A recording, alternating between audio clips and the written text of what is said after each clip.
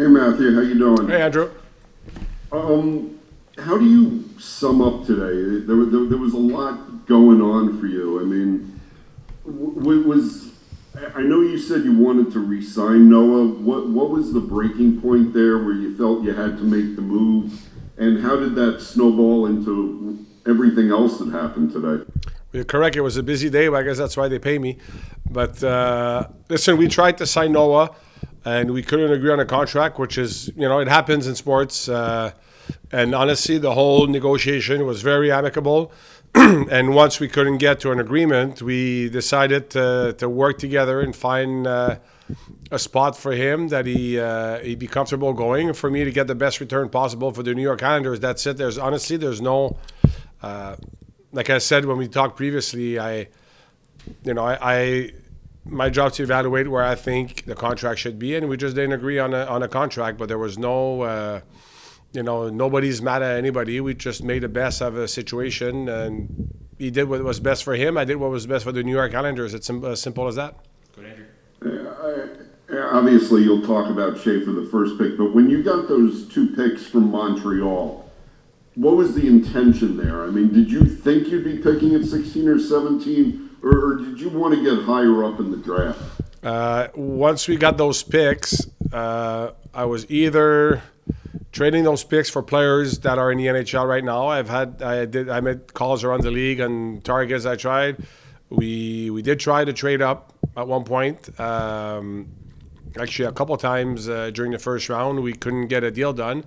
And then, sometimes everything happens for a reason, because the guys that we drafted at 16 and 17, we had them much higher on our list, and we're beyond excited that they were still available at that at those spots. So, like I said before, when you have a draft pick, it's a way of getting a player, whether you use that pick to draft a player or whether you use it to acquire a player.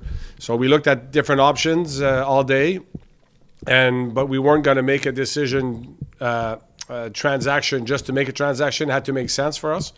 So we tried a bunch of things, and at the end of the day, nothing was made sense for us. And sometimes it takes two to tango, right? You can propose things to the other team, and if the other team is not interested, and there's a reason those guys got drafted in the top 10, and we couldn't move up because they're good players, and those teams, they wanted them also. So it's one thing to give them two picks, but they were excited to get the players. But you know what? Everything happens for a reason. We got two outstanding gentlemen in Victor and Kashawn with the 16 and 17 pick. Ethan Sears, New York Post. Hey Matthew, thanks for doing this. Just first of all, was when you were looking to potentially trade up, was the idea you had in mind to trade up for Higgins? Well, in the few spot, he was definitely one of the guys we were looking at. We had him high on our list. So at one point, when there was a few picks that we felt it would be great value to get the player there, so we attempted a few things, but hey, he's a good player, so that's why the teams picked him. So it is what it is, and like I said before, we're really excited about Victor and Kashawn. And just with Schaefer, what excited you most about him, and when did you kind of know that he was going to be the guy at number one? Well, it was pretty quick when I started. I mean, when we spent a week at the Combine with him, the interview, and then we took him out to dinner one night, as we did with the other kids that were outstanding also. But the kid, first and foremost, we're drafting because he's an unbelievable hockey player. So he could have been, obviously, the human being is exceptional. A 17-year-old to have that resilience, maturity, with everything that he's gone through is beyond impressive, honestly. I haven't met many 17-year-old kids that act and that act like him. By the end of the day, we're drafting him as a hell of a hockey player. Like, this is a nice story and everything, but he's a hell of a hockey player that hopefully will be a long time on the island and will be a key player in this organization because he's a unique and exciting player for us. So it's been a little while at one point, but you never know. You do your due diligence till the end, but we've zeroed in on him, and we kept doing our due diligence, calling around character references and all these things, and it's unbelievable the overwhelming positivity we got from anybody we talked to about Matthew Schaefer. Brian Compton, NHL.com. Hey, Matthew. Two questions. First off, you were here in the arena. You got to speak to the fans at this event, talking about how you want this team to play, what your vision is, and then you get to make 3 picks in the first round. Talk a little bit about what a moment it is for you to kind of put your stamp on the team and kind of launch this new era of Islanders hockey at a night like this. Well, it's awesome. And like I said, we're not going to a rebuild either. Like the opportunity we had today, in this job, you have to be nimble and adjust to what's coming. So, like I said, we tried to sign everybody. We couldn't, but then we got 3 outstanding young men that, the biggest thing, like I've said before in my press conference, I said it last week when we all met by Zoom like this, I said, high character individual tend to overachieve. And the 3 kids we got today are extremely high character. We all know about Matthew, the player he is, but Victor and Kashawn are unbelievable competitors. And that's how you win. If you look at the teams that won the last few years, the compete level is off the charts. And those 3 kids today we got have that.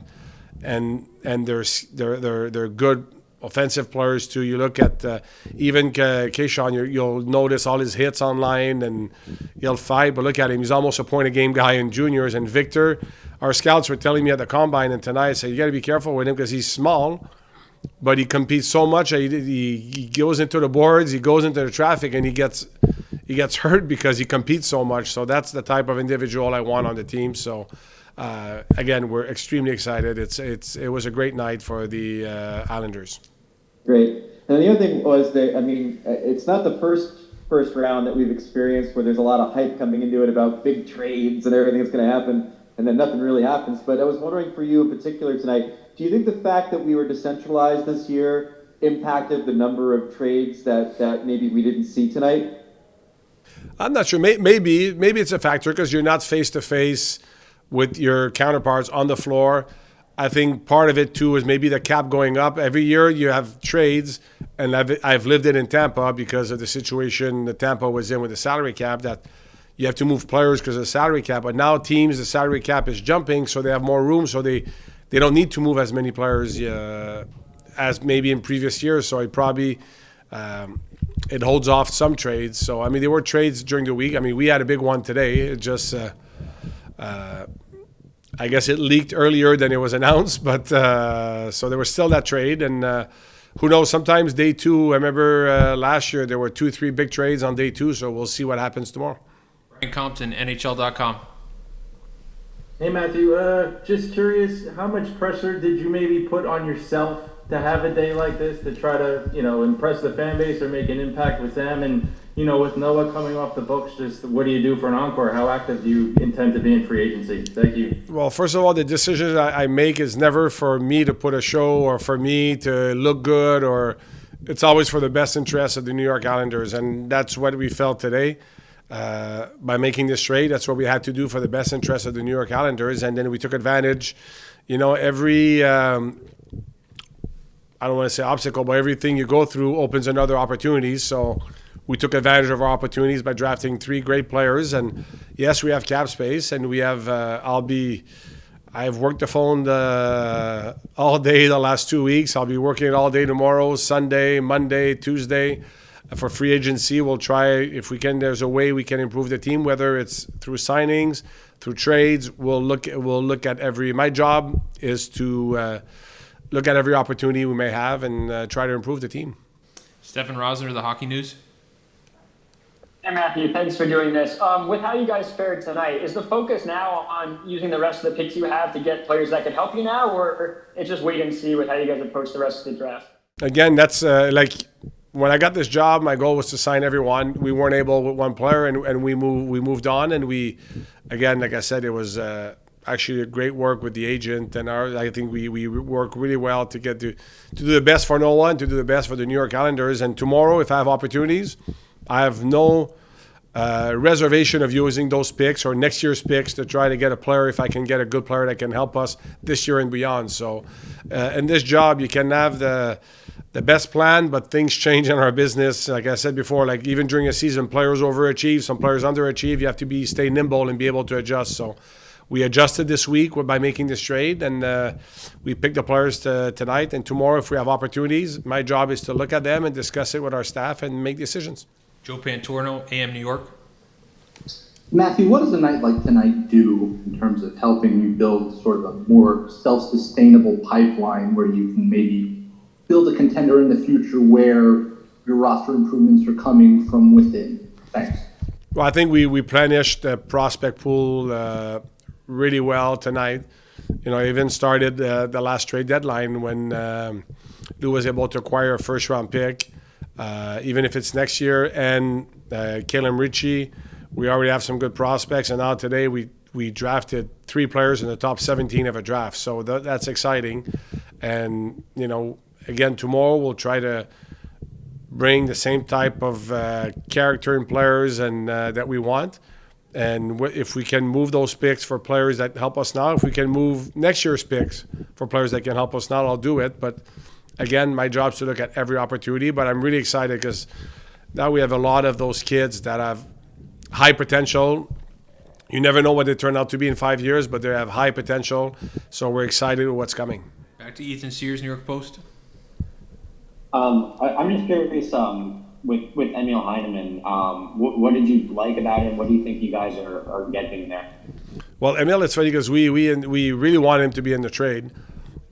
So we pushed till the end to be in the trade because he's a player that I got kind of the league kind of discovered this year. He had a great start of the year, and I don't know if people remember, but at around Christmas, it was going great, and he got, unfortunately, hit by a car in Utah and missed 2 months, which slowed his year. But you see in his first year in the NHL, he scored 10 goals, playing mostly on the fourth line. So we see potential. He's a strong kid that skates great. He's got a rocket of a shot. Like if you look at his goals, it's a high velocity shot that can score. So we see a lot of potential in this player.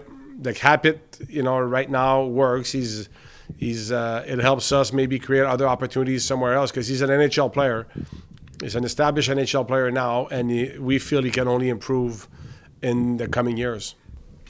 Was there he's an RFA, right? Yes. Was there a deal done with him as part of the trade? No, because at the end, he's an RFA, so we have his rights, and there's no arbitration there. So I'll talk with the agent. I've already talked with the agent quickly, not necessarily about the contract per se, but I told him, hey, we'll talk in the next few days. I don't expect it to be any issues with Emil. And I've talked to the player already today. We told him how excited we were. Me and Patrick got on the phone with him, and he's back in Sweden, and he was very excited to come to the island, and we're excited to have him.